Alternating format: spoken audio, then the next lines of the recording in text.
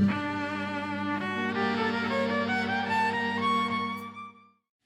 was on a flight from Los Angeles to New York, and the plane was very crowded. I knew there would be no empty seats. And I sat down and I looked to my side and I saw a gentleman was there. He had a phrase book. I could read it. It said Korean, English, English, Korean phrase book. And I anticipated what would be coming up. The plane took off, and after a while he turned to me, he smiled. He opened up his phrase book for a moment and he said to me, "What's your name?" Well, it's very nice. I said, "My name's Paul. What's your name?" He told me his name. He was very happy. This must have been his very first conversation in English. A few minutes later, again, he looked through his book and he turned to me and he said, "Where are you from?" I said, "From Los Angeles." "And where are you from?" He told me where he was from. 2 for 2, he's doing great. Another few minutes pass, and now he turns to me and he says to me, "What do you do?" And I said to him, "I'm a rabbi." He had no idea what that was. I borrowed his phrase book, but what are the odds? Really, what are the odds? Then in a phrase book with 1,000 most essential key English words, you would have the word rabbi.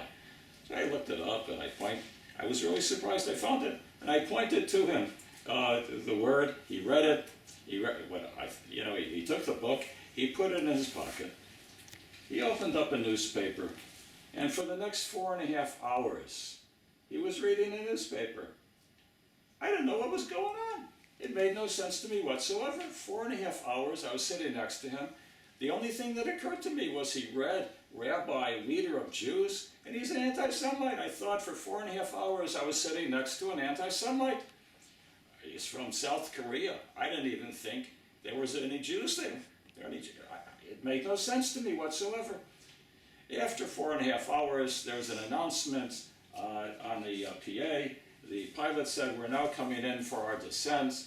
So he asked everybody to put their seat in an upright position, to put on their seat belts. And my friend next to me did exactly that, and he put away his newspaper, and he took out his booklet. And he opened up to that same page I had pointed to with the word rabbi. And he pointed on that page. And I want to ask you something. In every dictionary, every English dictionary, what would be the entry right after rabbi? That's right. That's right. He showed me the page, and he was pointing to a rabbit. For 4.5 hours, he thought he was sitting next to a lunatic. He thought he was sitting next to a man who fancied himself a rabbit. When I took his finger and I pushed it up the page to the word rabbi, he started to laugh. He shook my hand. He smiled.